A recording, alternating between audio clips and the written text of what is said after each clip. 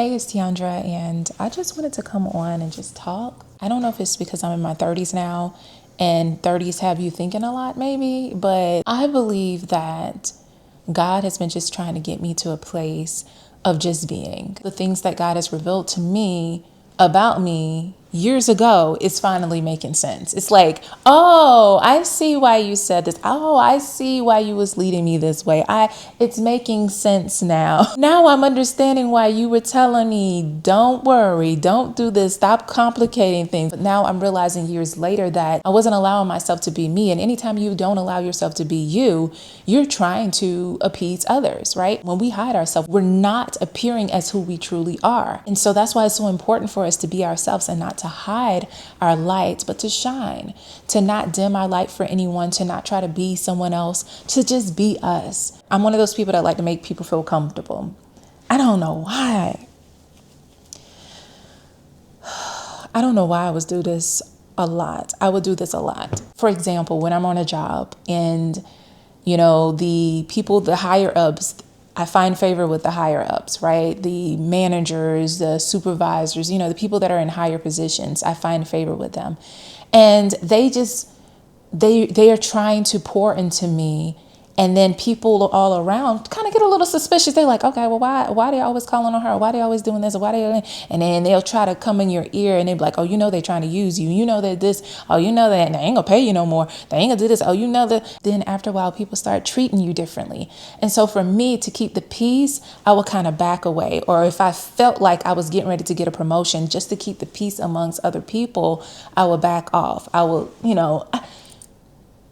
I found myself doing that in different situations, not just at work, but just any type of circumstance. Whenever I felt like my light was being shined and people saw my light, I would back off. Or when I would discern that people were feeling a certain way, I would just dim my light. And I remember this lady, she came up to me. I was getting ready to go into the restroom and she stopped me and she said, don't dim your light for anyone.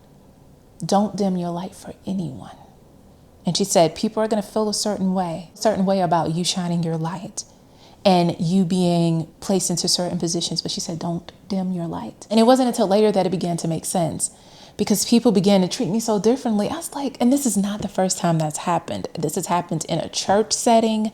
This has happened in a job setting. This has happened in school. It's just like, I always run and hide and dim my light.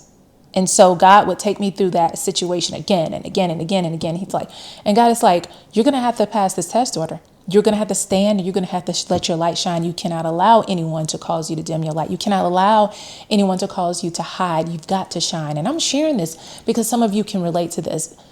We cannot hide our lights. We have to shine. There's a reason why we are called to be lights. It's for our benefit, but it's also for the benefit of others. When we understand that it's bigger than ourselves, not in the way that you don't matter. You do matter, but it's also bigger than you. It's for your benefit, but it's also for the benefit of others. And so over the years, it got so bad that I wouldn't dare wear something that's colorful. I started putting my hair up. I would not wear my hair out. I didn't want to be seen. Oh my goodness. It's crazy to say, but I just didn't want to be seen because I wanted to keep the peace and I wanted to be in the background. I wanted to blend in with the background. I didn't want attention on myself. I wanted to make everybody around me happy and comfortable. And yeah, I wanted to be liked. I moved back. I had to get a little comfortable. Let me get a little bit more comfortable. This is my mic on the pillow. I don't want to put the mic on me or hold it in my hand. We live in a society where everything is about creating an aesthetic, creating a look and all of these different things. And it's just like, but is that really you? Is that really you? And so God wanted to tell me that ahead of time before I felt the need to try to create some sort of aesthetic or some sort of look or try to be something, formulate and create something rather than just being. There's freedom in being. Like, it's a lot of pressure. It's a lot on you to try to be someone else. It's just much easier to be yourself. And the only reason why we find it difficult to be ourselves, it's because we're trying to be liked by everyone else. We're trying to fit in.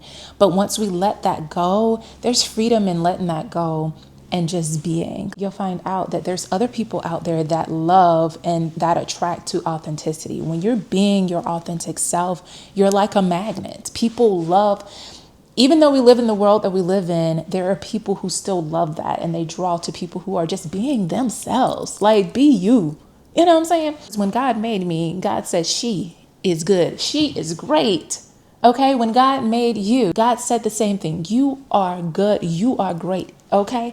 So it is important for us to dig deep. And who am I at the core? When you take away things, who are you at the core? That is your most prized possession. That's so valuable.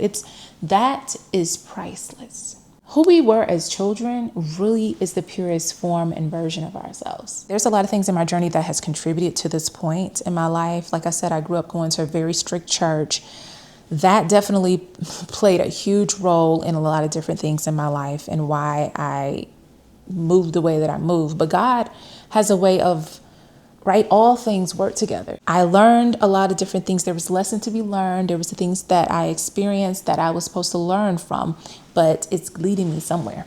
It's leading me to this moment. It's something freeing and about just flowing, not overthinking things, not overcomplicating things, not making things in life difficult, not trying to see, okay, will they like this? Will they receive this? Just be. It's so free. It's so freeing. People always have opinions, and they will have an opinion about you. So whether you do or don't, people will have an opinion about you. So you might as well do, right? Do the things that you know that God has called you to do, regardless of what people think. Shine your light, because there's someone out there that needs to see your light. There's someone out there that needs to hear what you have to say. The wisdom that God has given you. People need to see your gifts, regardless of the few that have something negative to say. Think of those who your gifts can truly impact in a positive way. Being you is going to be the key to a lot of different beautiful opportunities. Being authentic is going to open many doors. We cannot forget that we have to live a righteous life, of course, and a life of love. When you have love within you, and that's the purest form. That's the purest thing ever. When you have love and everything that you do is in love, whew, opportunities are endless, and you're being yourself. That's a powerful combination. That's a powerful combination. That authenticity and that love will be a magnet for opportunities, and it will open doors. All you have to do is just walk, and the path is set and it's waiting for you. All you have to do is show up, being authentic, and show up in love. Man, I'm telling you, y'all, your life will never be the same. Your life will be amazing. Things will change. Things will happen for you.